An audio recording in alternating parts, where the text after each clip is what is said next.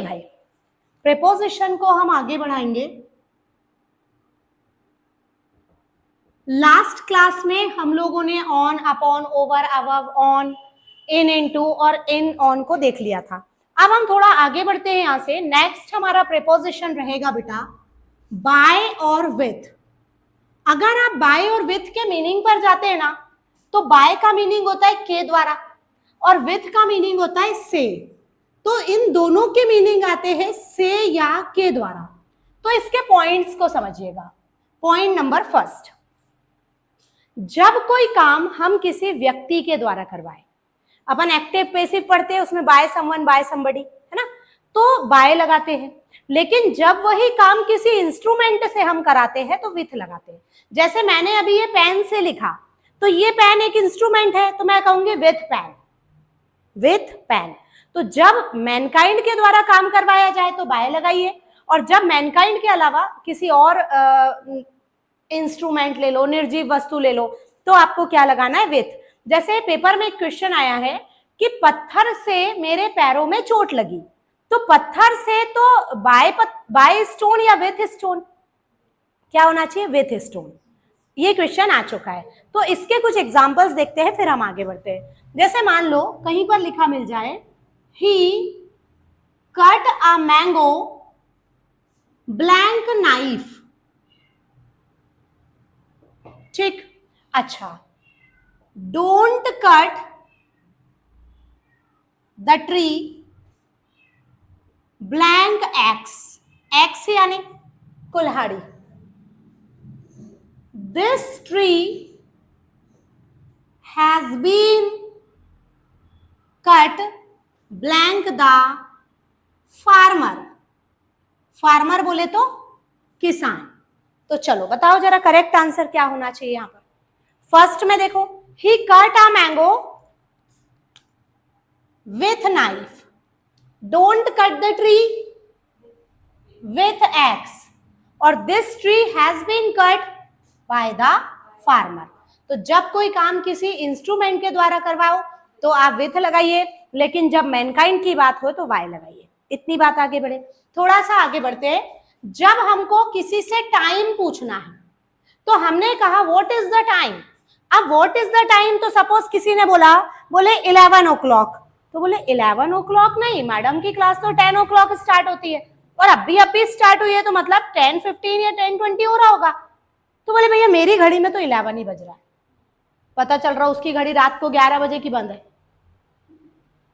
तो ये आजकल जो मोबाइल है ना, वो सैटेलाइट से कनेक्ट है, पर घड़ियां कनेक्ट नहीं होती ना बेटा। स्मार्ट वॉच की बात नहीं कर रहे हम, जो रिस्ट वॉच जो अपनी पुरानी चलती थी उसकी। तो किसी की 15 मिनट आगे, किसी की 20 मिनट आगे। तो यहां पर आप क्या कहिए, पूरा क्वेश्चन ऐसा पूछिए, what is the time by your watch. मतलब आपकी घड़ी के अनुसार कितना बजा है। तो किसी ने बोला it is 10 o'clock bye my watch.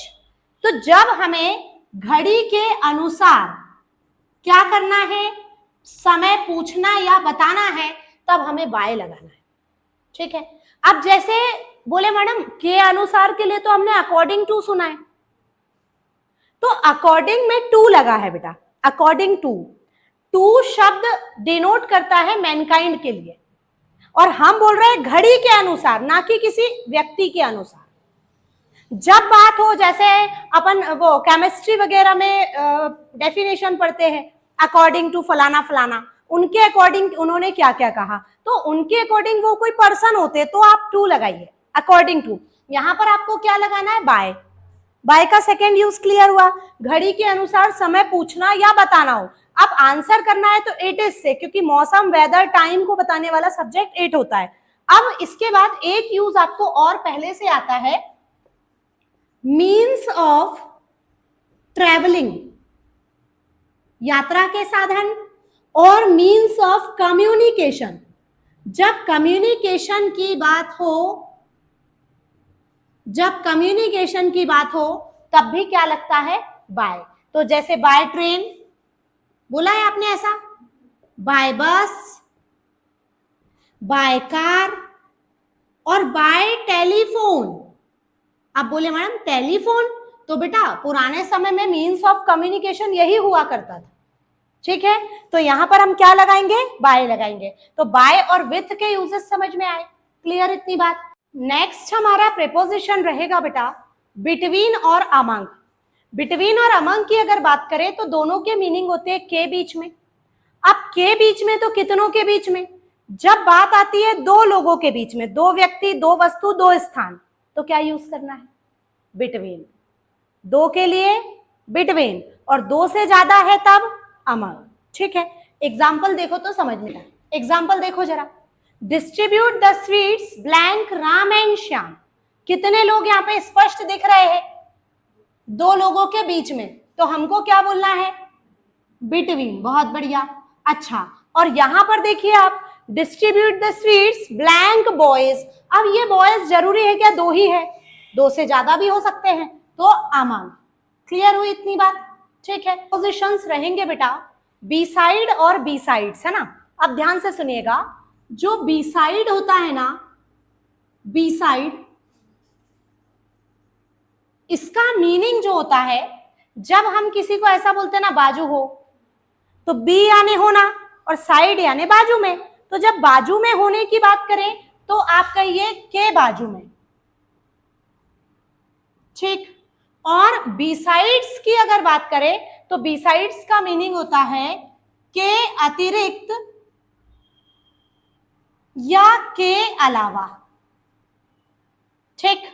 अब आपको पता होना चाहिए, कई बार पेपर में कैसे आते हैं क्वेश्चंस, जरूरत है बी साइड की, लिख कर दे देगा बी साइड्स। जरूरत है बी साइड्स की, लिख कर दे देगा बी साइड। क्वेश्चन देखना, एग्जांपल्स देखना। He was sitting blank the minister. बोलो बी साइड या besides. Everyone came here blank you। चलो ध्यान से आंसर करिए। He was sitting, वह बैठा हुआ था, किसके बाजू में, मिनिस्टर के अलावा या मिनिस्टर के बाजू में, बी साइड आएगा। अच्छा, everyone came here blank you, तुम्हारे अलावा हर कोई यहां आया, तो क्या बोलेंगे, बी साइड्स यू। देखो ध्यान से एग्जाम्पल। नेक्स्ट हमारा प्रीपोजिशन रहेगा सिंस और फ्रॉम। अब कई बच्चों के दिमाग में यहाँ पे आता है, मैडम हमने तो 11th-12th में सिंस और फॉर को पढ़ा था, आप यहाँ सिंस और फ्रॉम बता रहे हैं। तो बेटा देखो, सिंस और फॉर आपने पढ़ा है, अच्छी बात है। हमको यहाँ पे जो डिस्कस करना है ना, वो से के मीनिंग को लेके करना है। तो बोले मैडम फॉर जो है वो से का मीनिंग नहीं देता क्या, तो बेटा ये दो मीनिंग देता है, से का भी देता है और तक का भी देता है। और आप कहोगे मैडम हमने तो कुछ और ही सुना था, के लिए, फॉर यू तुम्हारे लिए, फॉर अस हमारे लिए, तो ये वो मीनिंग भी देता है, के लिए का मीनिंग भी देता है, और एक मीनिंग क्योंकि का भी देता है। तो ऐसे 3-4 मीनिंग देता है, इसीलिए इसको अभी अपन ने अलग कर दिया। हमने अभी सिर्फ उन प्रीपोजिशंस को रखा जो से का मीनिंग देते हैं। तो बोले मैडम ये कौन कौन है, तो भाई ये सिंस और फ्रॉम है। तो अब सुनना ध्यान से, काम की बात। सिंस जो है ये पॉइंट ऑफ टाइम को बताता है। अब आपको पता होना चाहिए कि पॉइंट ऑफ टाइम मैडम हम किसे कहते हैं, ऐसा समय जिसके शुरुआत का समय हमें पता है। जैसे मैं 2 बजे से तुम्हारा वेट कर रही हूं, पता चल रहा अभी घड़ी में 5 बजे है, बंदा 2 बजे से वेट कर रहा है, यानी 2 घड़ी में कब बजे है ये हमें पता है। वो अप्रैल से वहां जा रहा है, अप्रैल से, अप्रैल कब आया, मार्च के बाद, मई के पहले, पता है। तो जो समय का शुरुआत का पॉइंट हमें पता है, that is point of time. इसको हिंदी में कहते हैं निश्चित समय। क्लियर। अब सिंस क्या बताता है, से को मीनिंग लेकर ये पॉइंट ऑफ टाइम को बताता है। तो बोले मैडम फिर फ्रॉम क्या करता है, तो बेटा फ्रॉम भी पॉइंट ऑफ टाइम को बताता है। बोले मैडम फिर अंतर कैसे करेंगे, दोनों का मीनिंग से, दोनों पॉइंट ऑफ टाइम को बता रहे हैं और ऑप्शन में भी दोनों मिलते हैं, तो हम 2 आंसर तो नहीं लगा सकते ना, आंसर तो एक ही लगाएंगे। तो बहुत अच्छा डिस्क्रिमिनेशन यहाँ पर ये है, दोनों में अंतर ये है कि सिंस जब आता है ना तो वो सिर्फ और सिर्फ परफेक्ट टेंस में आता है। किस टेंस में आता है भैया? परफेक्ट टेंस में। कौन? सिंस। अरे परफेक्ट के अलावा भी बाकी के टेंस होते हैं ना। टोटल कितने टेंस होते हैं? 12। तो 12 में से अगर अपन परफेक्ट को छोड़ दो तो और भी टेंस बचते हैं, उसमें आप लगाइए फ्रॉम। समझ गए? समझ गए? सबसे पहली बात, दोनों पॉइंट ऑफ टाइम बताते हैं। सिंस परफेक्ट टेंस में आता है। परफेक्ट बोले तो हैज, हैव और हैड। जहां भी हेल्पिंग वर्ब्स दिखे तो आपको लगाना है सिंस। इसके अलावा कोई दूसरा टेंस दिखे तो लगाना है फ्रॉम। इतनी बात कंफर्म। अब आगे की बात सुनना। सिंस सिर्फ और सिर्फ समय बताता है, उसके अलावा ये और कुछ भी नहीं बताता है। इतने बजे से, 2 बजे से, अप्रैल से, 2012 से, जितने भी पॉइंट ऑफ टाइम है उसको लेकर से बोलना है तो सिंस बोलिए। और वो भी कब? जब परफेक्ट टेंस हो तब। इसकी अपनी लिमिटेशन है बेटा। फ्रॉम जो है ना, समय तो बताता ही है, साथ में साथ प्लेस को भी बता देता है। प्लेस बोले तो जैसे ये जो ट्रेन है ये छिंदवाड़ा से फिरोजपुर जाती है, तो छिंदवाड़ा से, फ्रॉम छिंदवाड़ा। ठीक है? तो यहां पर पर्सन, प्लेस, थिंग सबके लिए यूज होता है। चलो एग्जाम्पल देख लीजिए एक बार। I have been living here since 2012। तो परफेक्ट टेंस है और पॉइंट ऑफ टाइम है, इसीलिए हमने क्या लगाया? सिंस। अच्छा और सुनना, he studied English, perfect tense नहीं है, और द एज ऑफ 6 लिखा है, क्या लगाएंगे? From. This train goes to Firozpur blank Chhindwara, तो छिंदवाड़ा जगह है, फ्रॉम आएगा। क्लियर? और परफेक्ट टेंस भी नहीं है। ठीक है? नेक्स्ट हमारा प्रीपोजिशन रहेगा टिल और टू। अब सबसे पहले तो मीनिंग पता होना चाहिए। टिल का मीनिंग बहुत सारे बच्चों को पता होता है कि बोले मैडम टिल यानी तक, टू यानी भी तक। ठीक है, ये बात भी समझ में आई। अब बात आती है कि टिल कब लगता है और टू कब लगता है। ध्यान बोर्ड पे रखेंगे, बहुत अच्छे से चीजें समझ में आती है। टिल जो है ये बेटा समय बताता है। समय बोले तो टाइम। कौन सा टाइम? तो पॉइंट ऑफ टाइम बताता है। समय 2 प्रकार का होता है, एक पॉइंट ऑफ टाइम और एक पीरियड ऑफ टाइम। तो टिल बताता है पॉइंट ऑफ टाइम, जैसे 8 बजे तक, रविवार तक, सुबह तक, अप्रैल तक, 2012 तक। ये क्या है? Point of time. और जहां हमको टू लेना है तो टू बताता है स्थान। स्कूल तक, घर तक, बोलते ना घर तक छोड़ने आया वो। जब हमको स्थान को लेकर तक का मीनिंग देना तो टू लगाइए। क्लियर? अब क्वेश्चन सुनिए पेपर में आए हुए। My friend lived in Mumbai blank 4 years. Option till 4 years, by 4 years, since 4 years या for 4 years. चलो ट्रांसलेशन करेंगे पहले। मेरा फ्रेंड, पीछे से आगे, 4 सालों से मुंबई में रहा। लिव्ड वर्ब का सेकेंड फॉर्म है। तो मेरा फ्रेंड 4 सालों से मुंबई में रहा या 4 सालों तक मुंबई में रहा। करेक्ट क्या है? से करेक्ट नहीं है। तो अब आप बताइए करेक्ट आंसर। टिल आएगा? ठीक, टिल आंसर नहीं होगा। टिल क्यों नहीं आएगा? टिल की पूरी जानकारी पढ़ो। टिल क्या बताता है? समय। 4 सालों का समय जरूर है, पर ये कौन सा समय बताता है? हाँ, और 4 साल शुरू कब हुए? नहीं मालूम। खत्म कब हुए? नहीं मालूम। लेकिन जब से शुरू हुए जब तक चले तब तक का टाइम पीरियड 4 इयर्स बना। तो ये तो पीरियड ऑफ टाइम है।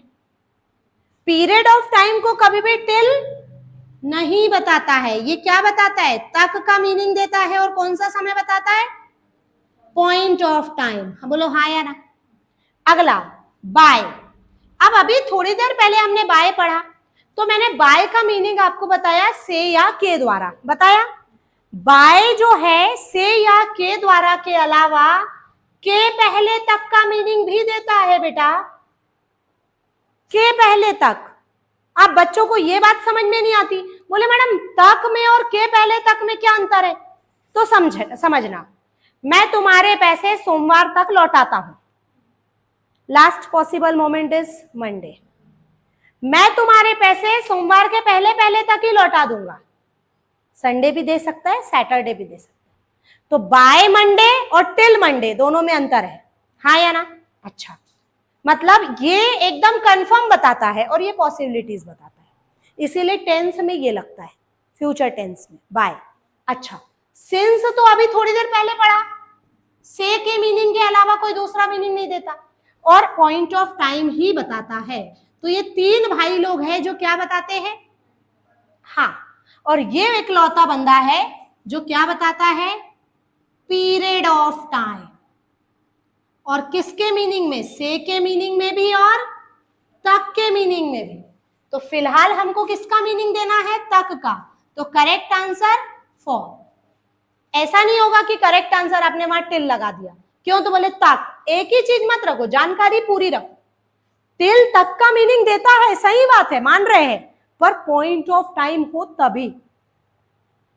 जहां भी पीरियड ऑफ टाइम दिखे, इकलौता भाई बैठा है। हाँ, पॉइंट ऑफ टाइम के लिए तो तीन लोग हैं, मीनिंग करो फिर उसके अकॉर्डिंग आंसर करो। क्लियर इतनी बात, ठीक। तो आप तो ये टू ये स्थान बता रहा है और टिल जो है वो क्या बता रहा है, तो पॉइंट ऑफ टाइम को लेकर तक का मीनिंग बता रहा है। क्लियर इतनी बात, ठीक। तो नेक्स्ट हमारा प्रीपोजिशन रहेगा बेटा फॉर और ड्यूरिंग। अब दोनों को समझिएगा, फॉर और ड्यूरिंग को। तो सबसे पहले आपके नॉलेज के लिए बता दे, दोनों ही क्या बताते हैं, पीरियड ऑफ टाइम। दोनों ही क्या बताते हैं, पीरियड ऑफ टाइम। और ड्यूरिंग का मीनिंग तो के दौरान भी निकलता है ना। अब ध्यान से सुनना, 4 सालों से वह वहां रह रहा है। 4 साल शुरू कब हुए, नहीं पता। 4 साल कंप्लीट कब हुए, जब समय का ना शुरुआत पता ना अंत पता, तब लगता है 4। ठीक। समर वेकेशंस के समय वो यहां आया। वेकेशंस कब से स्टार्ट होते हैं, 1 ऑफ मई, किसी किसी के 9 ऑफ मई से स्टार्ट हो रहे हैं, पर डेट फिक्स है, और 15 ऑफ जून। ठीक है, तो ये समय का शुरुआत भी पता और समय का अंत भी पता, तब क्या लगाना है, ड्यूरिंग। क्लियर। जब ना शुरुआत पता ना अंत पता तो क्या लगेगा, फॉर। जब शुरुआत भी पता अंत भी पता तब क्या लगेगा, ड्यूरिंग। क्लियर इतनी बात। अब एग्जाम्पल देखो तो समझ में आएगा। I have been living here blank a long time. मैं लंबे समय से यहां रह रही हूं। लंबे समय से मतलब शुरू कब हुए, रहना नहीं मालूम, कब तक रहे नहीं मालूम, अभी भी रह ही रहे हैं, for. He will be stay in Mumbai blank summer vacations. बोलो भैया क्या बोलोगे, फॉर या ड्यूरिंग, ड्यूरिंग। तो फॉर कब लगाना है, जब ना समय का शुरुआत पता ना अंत पता, और ड्यूरिंग कब लगाना है, जब शुरुआत भी पता और अंत। Winter vacations, Diwali holidays, Christmas holidays. ठीक है। नेक्स्ट हमारा प्रीपोजिशन रहेंगे ऑफ और ऑफ। ये जो ओ डबल एफ ऑफ लिखा है, प्रीपोजिशन है कि एक आध एफ ज्यादा लग गया। बोले मैडम वो हम बोलते हैं ना स्विच ऑफ, उसमें कितने एफ लगते हैं, पुराने समय की जो स्विच आते थे ना, उस पर लिखा होता था ऑन ऑफ, क्योंकि तब लोग पढ़े लिखे नहीं थे, किधर दबाना ये भी नहीं मालूम था। आजकल के स्विच आते हैं जिसमें लिखा हुआ नहीं होता है, और अब तो ऐसे स्विच आने लग गए हैं जो समझ में ही नहीं आते कि स्विच लगे हैं। ठीक है, प्रेस करो तब समझ में आते हैं। तो बेटा ये वाला जो ऑफ है, ध्यान से देखना, ये मीनिंग देता है का, के, की का। जैसे मैंने बोला नोटबुक के पेजेस, तो पेजेस का कनेक्शन किससे जोड़ा? नोटबुक से। और सुनना, इंस्टीट्यूशन के स्टूडेंट्स, तो स्टूडेंट्स का कनेक्शन किससे जोड़ा? स्टूडेंट्स का इंस्टीट्यूट से। तो ये जो ओ एफ ऑफ है, ये कनेक्शन को जोड़ने का काम करता है। और ये जो ओ डबल एफ ऑफ है, इसका मीनिंग आता है बंद। जैसे आपको बोला बेटा ये फैन को ऑफ कर दो, तो आपने उसे बंद किया, तो इलेक्ट्रिसिटी से फैन का कनेक्शन टूट गया। तो ये तोड़ने के लिए यूज में लाया जाता है। कनेक्शन तोड़ना, क्या? तो कनेक्शन तोड़ना। जैसे आपने कहीं पर लिखा हुआ देखा होगा, keep of the childrens reach, keep of the childrens reach, बच्चों की पहुंच से दूर रखे।